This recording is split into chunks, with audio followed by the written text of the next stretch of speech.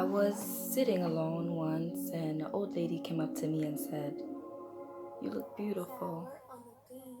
She didn't say anything else, but I couldn't help myself thinking that she was thinking that I was only beautiful for a black girl.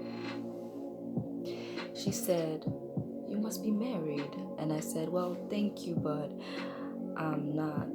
It's like, "Well, you do have a fella, don't you?" Then I said, "Well, I do have a lover. He is handsome, young, but old, because, see, he's been grown for quite a while now. Both parents living, but never knew his father. He was around, but yet never there."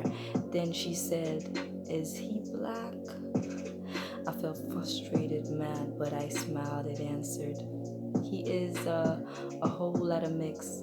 We haven't come with his ethnic name yet, but for now we can work with a whole lot of mix." Why? Because his mom is half Asian and half black. His dad is half Caucasian and half Native American. So it's really confusing because he actually speaks Spanish and pretty much look Hispanic, but for now we can work with a whole lot of mix.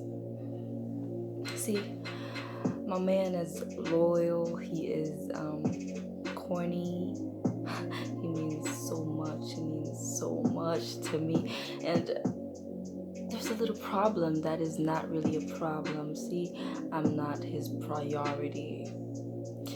Before you go ahead and say, "Girl, you gotta let him go. You gotta be his priority, mama," let me tell you this, it doesn't even bother me.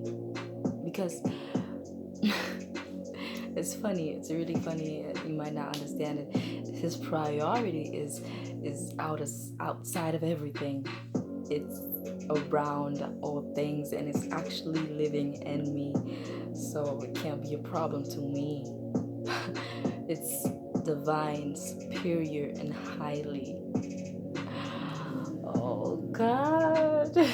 It's so funny because the lady in the corner, that creepy lady, is actually trying to listen to my conversation so hard that she doesn't even realize she's been drinking that iced coffee for a while now, and it's actually empty. Her cup is empty. So the lady that I was actually talking to looked at me and asked me, "Where'd you meet him?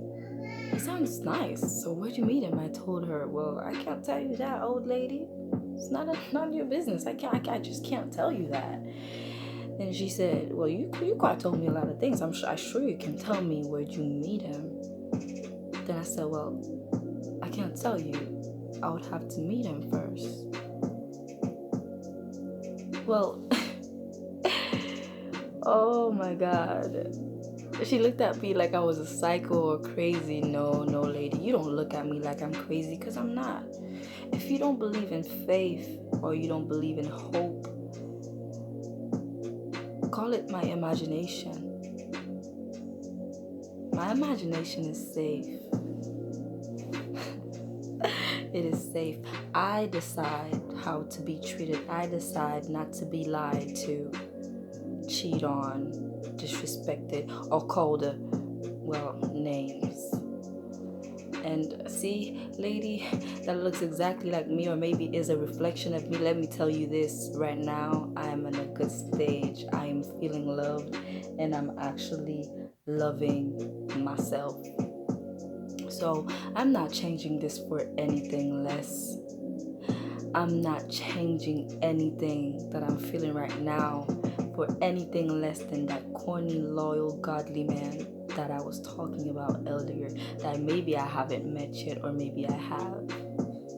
See, my hope, my faith, and my imagination, it is safe. I decide. I decide how my story ends. I decide.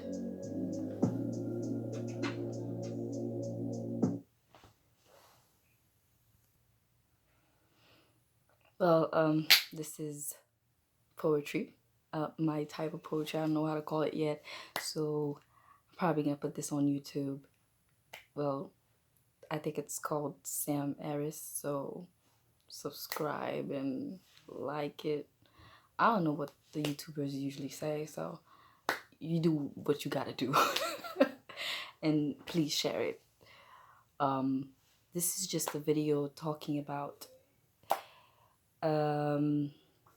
how people look at you as a black girl. If you're beautiful, they expect you to be single. I mean, they expect you to be in a relationship, and if you're not, you're kind of weird. And if a person doesn't have a parent or doesn't know their father, they're supposed to be Hispanic or black. And the fact that mixed people doesn't really know what to identify themselves as, and when they're really just human beings. And what else am I explaining in this? And I talk about not settling for less than what you really want, than not settling down just because you want to find someone. If you want someone loyal, corny, or godly, you can be single and just wait for that. You don't have to be in a relationship that you don't feel like, this is new to me, so I don't know how to explain my poetry. I never explained it before, so yeah. And then this is like 6 minutes, so guys, if you want more explanations, you can just inbox me. So bye. Yeah.